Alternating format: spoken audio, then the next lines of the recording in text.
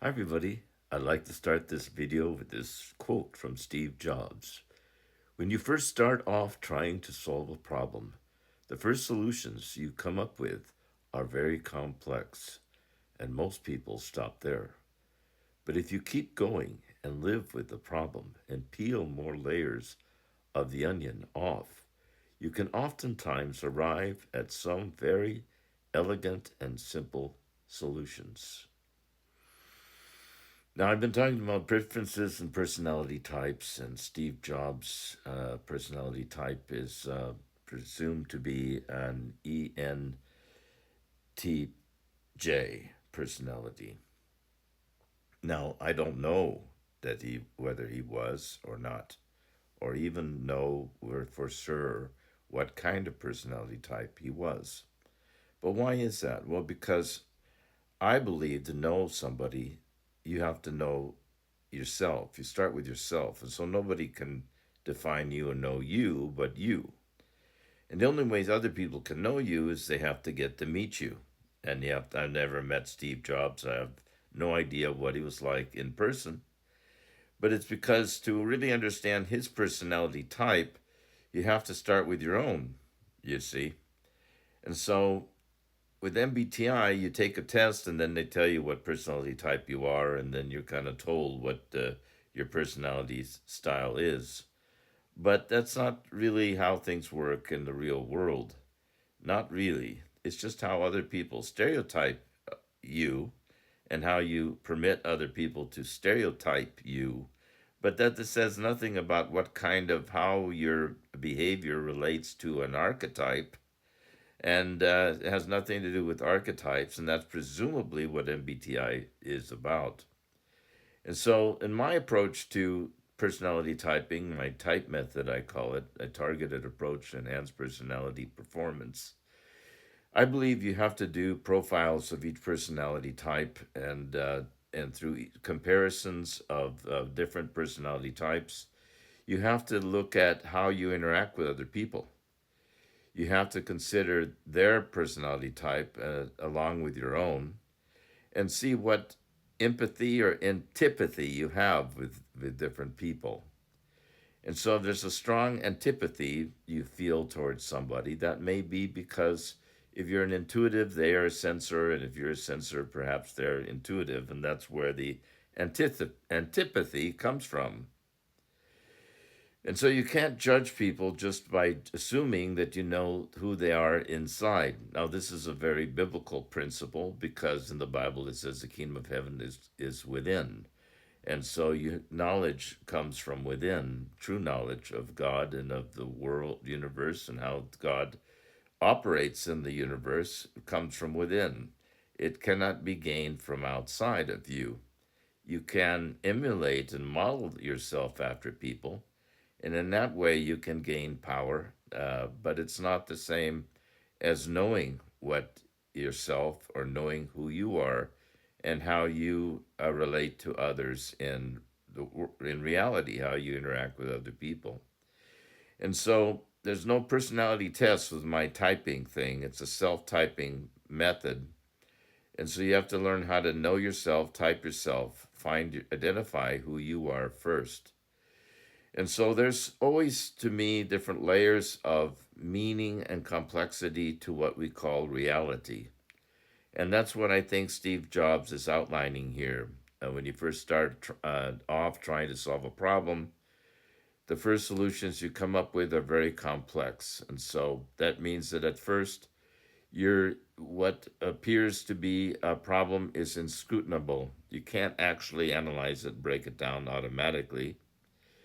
But most people, that's why most people never really contemplate anything to any depth.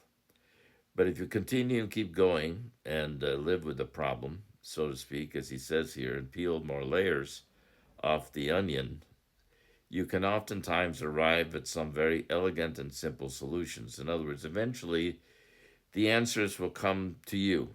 You'll start to intuitively begin to learn and understand things if you allow yourself to entertain ideas that are otherwise are complex but when understood, they're no longer complex. They're understandable or inscrutable because now you have some basis um, to comprehend them. And so Steve Jobs is a great example, I think, of an intuitive. This is descriptive of an intuitive personality. I think it's an but it's intuitive personality that is using intuition as a tool to examine and uncover meaning through layers of complexity. So at some point, the problem solution presents itself to you. That's what intuition is like. You have these sensory impressions, but you don't fully understand why or what is going on there in your subconscious mind. But you entertain these impressions, and over time, as you entertain things, they get simpler and easier for you to begin to understand and be able to relate to what you're thinking and what you're feeling, and all of that starts to come together on its own. Now, if you're a dominant introverted intuitive, as I am, an INFJ, uh, you don't like complexity. Drama means trauma. I try to avoid complex issues and entertaining them at all. I don't thrive on entertaining complexity, uh, but that's because I'm an NI Dom. It's not a tool function, it's not a role function in my personality. I'm always looking for the basics and the simplest places I can start. And from a simple premise or assumption, then I like to entertain those things more and more and more, being an introverted intuitive and also identifying with that as the way I prefer to, how I look at the world and how I perceive things. It's that simple. So that's why I think he would be an introverted intuitive, but in a tool function capacity, because or a role function capacity, because people that have introverted intuition in their second slot on their function stack often have these. They don't mind complexities as long as they're allowed to use their intuition to be able to draw out, allow solutions to present themselves as they present themselves. Then they're able then to solve them. And so this is a good description of an ENTJ personality type. And so he's also an extroverted thinker, and so he starts from the problem, tries to resolve the problem through reverse engineering. So he tries to visualize the outcome of the result that he wants, and he starts with that in mind, and that's why he is extroverted thinking would be his dominant function, his personality stack. Now, in my approach, your personality stack is key to understanding your personality. And in MBTI, I think that the function stack, they call it, is somewhat arbitrarily defined. Because of their tests, they say you're 80% introverted, 20% extroverted, things like that. They put everything into these percentages and odds. And so I think people mistype themselves because they allow other people to define them, who they are, when in reality they may be repressed in certain aspects of their personality, unaware that they're simply trying to fit a mold or fit a agenda that someone else has in mind. And so for your personality to function properly, it has to serve your needs and your purposes, not just solely someone else's. You have to identify who you are before, and that's how you can know yourself, and that's also how you're able to interact more as a whole person with other people.